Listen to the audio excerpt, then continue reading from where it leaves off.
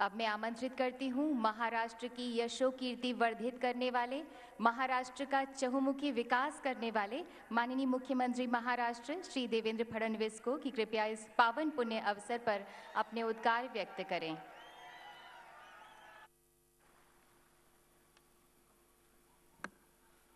मंचावर उपस्थित आपल्या सर्वांचेच लाडके पंतप्रधान आदरणीय नरेंद्र मोदीजी, माननीय राज्यपालजी, नगर विकास मंत्री माननीय वेंकैया नायडूजी, वाहतूक मंत्री आदरणीय नितीन गडकरीजी, मनुष्यबळ विकास मंत्री आदरणीय प्रकाश जावडेकरजी, ज्येष्ठ नेते आदरणीय शरद पवारजी, पालकमंत्री गिरीश बापटजी, दिलीप कांबळेजी, खासदार अनिल शिरोळेजी, खासदार शिवाजीराव आढळराव पाटील, खासदार श्रीरंग बारणेजी, खासदार या ठिकाणी उपस्थित महापौर श्री प्रशांत जगतापजी, महापौर श्रीमती शकुंतला दराडे, मंचासीन सर्व महानुभाव आणि या ठिकाणी उपस्थित सर्व भगिनी आणि बंधूंनो, आजचा दिवस आपल्या सर्वांकरता अत्यंत महत्त्वाचा दिवस आहे।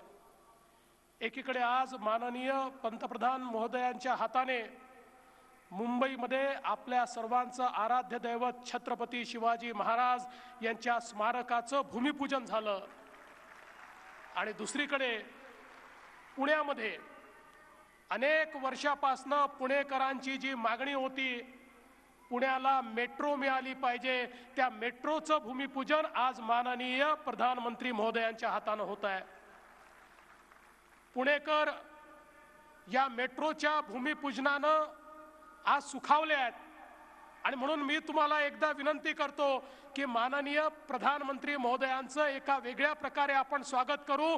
आपला मोबाईल सगळे बाहेर काढा, सगळे लोक आपला मोबाईल बाहेर काढा, आपल्या मोबाईलचा दिवा लावा, आपल्या मोबाईलचा फ्लॅश लावा, आपल्या पंतप्रधान महोदयांचं एका वेगळ्या पद्धतीनं या ठिकाणी आभार आणि अभिनंदन आपण करू।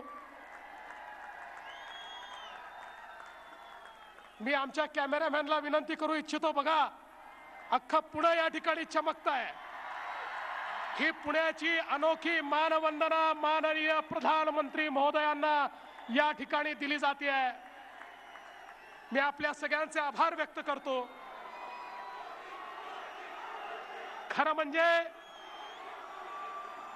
या पुणे शहरावर माननीय मोदीजींचं अतिशय प्रेम आहे।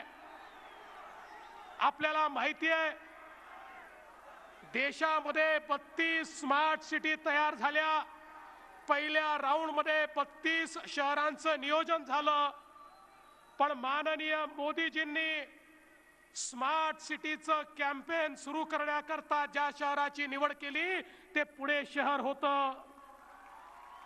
आज माननीय मोदीजींच्या नेतृत्वामध्ये प्रकाश जावडेकरांच्या पुढाकारामुळे आपल्या पुणे शहराच्या लाईफलाईन असलेल्या आपली नदी मुळा मुठा या नद्यांना या ठिकाणी देशामध्ये पहिल्यांदा या नद्यांच्या संवर्धनाकरता 900 कोटी रुपये देण्याचं काम हे माननीय मोदी साहेबांनी या ठिकाणी केलं।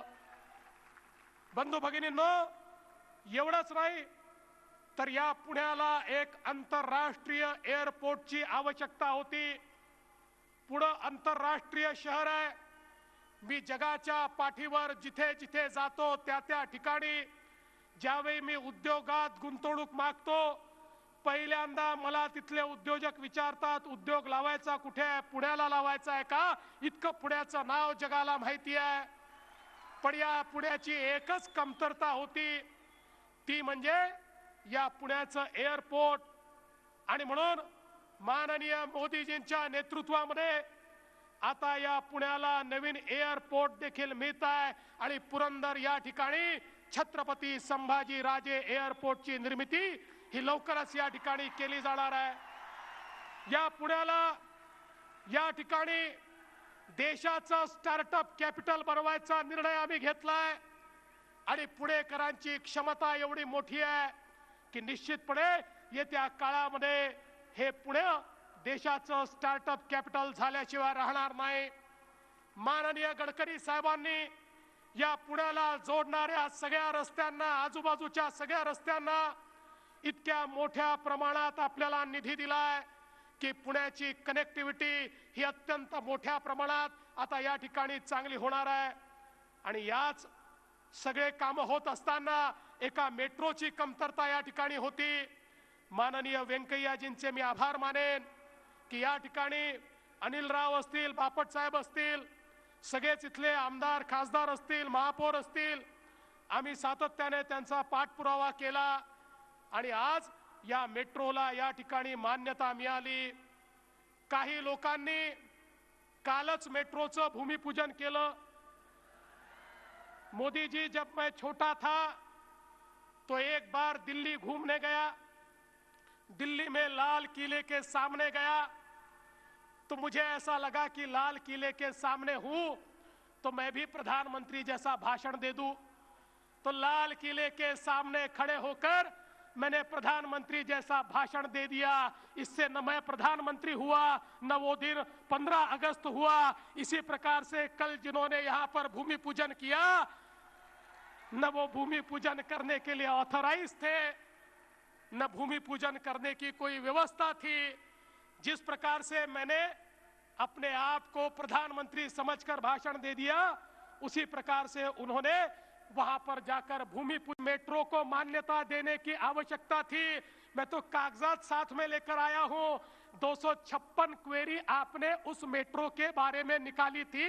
256 बार फाइल हमारे पुराने मुख्यमंत्री के टेबल से वापस चली गई, फिर भी पुणे के मेट्रो को मान्यता नहीं मिली। जाते जाते वो घोषणा कर गए इन प्रिंसिपल मान्यता, पर इस मेट्रो को उन्होंने मान्यता नहीं दी। मैं आपका आभार व्यक्त करना चाहता हूं। अलाइनमेंट के प्रॉब्लम थे, वो दूर हुए। उसके बाद हमने नया डीपीआर तैयार किया, उसको आपने मान्यता दी और नए रूप में, नए स्वरूप में ये मेट्रो यहां पर तैयार हो रही है। और मैं उनको बता देना चाहता हूं कि अब आगे में उन्होंने ऐसी ही प्रैक्टिस कर लेनी चाहिए, क्योंकि उनको भूमि पूजन करने का ऑफिशियल मौका तो जनता देने वाली नहीं है। अब ऐसा ही भूमि पूजन करते रहना, यही उनके जिम्मे लिखा हुआ है। आणि मी या निमित्ताने आपल्याला दुसरं आश्वासन देतो, शिवाजी नगर ते हिंजेवाडी ही मेट्रो पीएमआरडीएच्या माध्यमातून आम्ही तयार करणार आहोत। या मेट्रोच्या सगळ्या मान्यता मार्च पर्यंत आम्ही पूर्ण करून टाकू आणि एप्रिल मध्ये त्याच्याही भूमिपूजनाकरता माननीय पंतप्रधान महोदयांना या ठिकाणी आम्ही बोलवू। बंधू भगिनींनो, आज या निमित्ताने मी अधिक बोलणार नाही। आपल्या सर्वांना माननीय पंतप्रधानांचं भाषण ऐकायचं आहे। मी एवढंच सांगतो की या पुण्याच्या विकासाकरता राज्यातलं सरकार, मंचावरचे आम्ही सर्व लोक निश्चितपणे कटिबद्ध आहोत आणि हे पुणे देशातलं उत्तम शहर झालं पाहिजे। ते उत्तम आहेच, पण सर्वोत्तम झालं पाहिजे हा प्रयत्न आम्ही सर्व लोक मिळून करू, एवढाच विश्वास आपल्याला देतो आणि माझं बोलणं संपवतो। धन्यवाद। जय हिंद, जय महाराष्ट्र। आज पुणे जगमगा रहा है माननीय प्रधानमंत्री जी के शुभागमन से। पैर अपनी मिट्टी, अपनी जड़ों से जुड़े हों और सर प्रगति के आसमान। एक मिनट। मैं आदरणीय वेंकैया जी का आभार व्यक्त करना चाहता हूं, प्रधानमंत्री जी का आभार व्यक्त करना चाहता हूं। हमारे मन में बहुत दिनों से यह टीस थी कि हम पुणे और पिंपरी चिंचवड़ का एक साथ प्रस्ताव हमने स्मार्ट सिटी के लिए भेजा था, लेकिन वो प्रस्ताव ट्विन सिटी का मान्य नहीं हो सकता, इसलिए हमारे पिंपरी चिंचवड़ पर अन्याय हुआ था।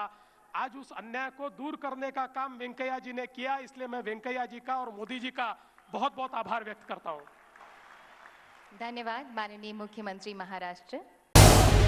झी 24 तास रहा एक पाऊल पुढे।